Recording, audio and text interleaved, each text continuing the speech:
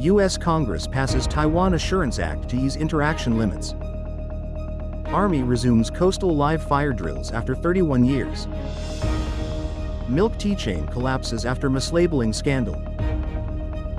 India orders phones to preload government cyber app. Ex-Honduran president freed after Trump pardon. Man mauled to death by lion after climbing into zoo enclosure. Kids will be less safe under Australia's social media ban. Rare Fabergé egg fetches record $30.2 million at London auction.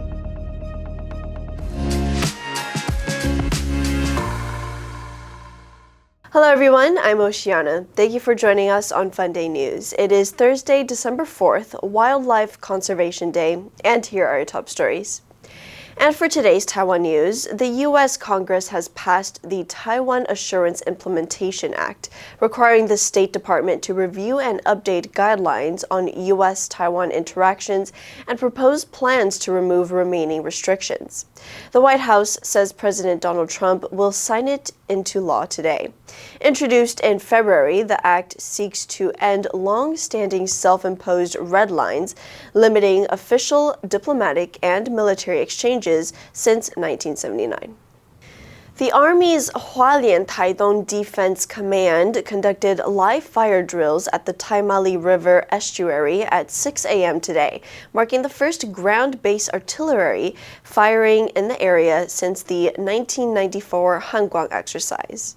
The training aims to strengthen coastal defense against potential surprise attacks. Weapons included tank guns, mortars, grenade launchers, and machine guns, with troops practicing rapid responses to malfunctions. Shisheng aged milk tea, founded in 2024 by influencers Ji Bo-xin and Xiao Wu, once expanded to over 20 locations, but sales plunged after a milk origin mislabeling scandal last July. Stores have since shut down one after another, and the brand's social media pages quietly disappeared. Online users now lament that franchisees are the ones suffering the most. And in global news, India's telecoms ministry has directed smartphone manufacturers to pre-install a government-run cybersecurity app on all new devices, raising concerns about data privacy and user consent in one of the largest handset markets in the world. The Ministry of Communications issued an order on Monday instructing smartphone makers to pre-install the government's Sanchar Sati app on all new devices within 90 days and to prevent users from deleting it. The order also requires manufacturers to push the app onto older models through a software update, extending the mandate beyond phones currently on the market. The ministry said the app, which is available to India's 1.2 billion smartphone users, is essential for curbing misuse of telecom resources for cyber frauds and ensuring telecom cybersecurity. However, privacy advocates argue that the order undermines user privacy and consent. The Sanchar Sati app, released in January, was designed to let users block and track lost or stolen phones and to identify and shut down fraudulent mobile connections. Former Honduras President Juan Orlando Hernandez, who was sentenced last year to 45 years in prison for his role in a drug trafficking operation that moved hundreds of tons of cocaine into the United States, was released from prison following a pardon from President Donald Trump. A spokesperson for the Federal Bureau of Prisons said Hernandez was released on Monday from U.S. Penitentiary Hazleton in West Virginia, and the Bureau's online inmate records also reflected his release.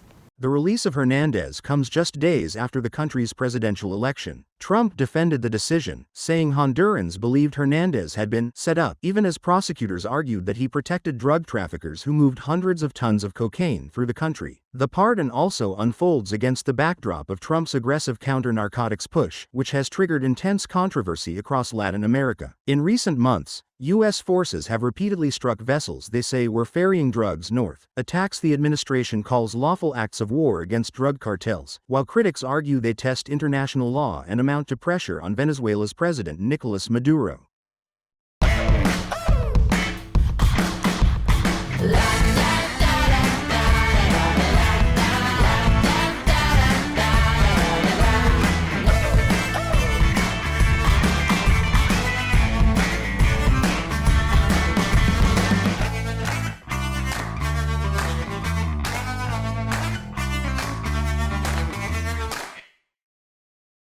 A man who climbed more than 18 feet to enter a lion's enclosure was fatally attacked in front of horrified zoo visitors. Gerson de Melo Machado, 19, was mauled to death after he entered a lioness's enclosure in João Pessoa, Brazil, on Sunday morning. Machado climbed the side structure of the cage and lowered himself into the enclosure by sliding down a tree, as seen in a disturbing video on X. The lioness pounced on Machado as he was descending. He appeared to try to escape from the animal before he was pulled to the ground, the video shows. The zoo will remain closed until investigations and official procedures are completed. It said the lioness will not be euthanized, as she is healthy and has not exhibited aggressive behavior outside of this incident. The zoo assured the public that the lioness will be observed and monitored, as she has experienced a high level of stress. Machado had been diagnosed with schizophrenia and had been institutionalized several times. He dreamed of taming lions on a safari in Africa and once tried to sneak into the landing gear of an airplane, hoping to be taken there. YouTube says Australia's rushed new laws to block teens from its platform will make children less safe as its robust parental controls will be removed. Parents will lose their ability to supervise their teens' accounts, including managing content settings or blocking channels, starting December 10th, when a social media ban for under 16s begins.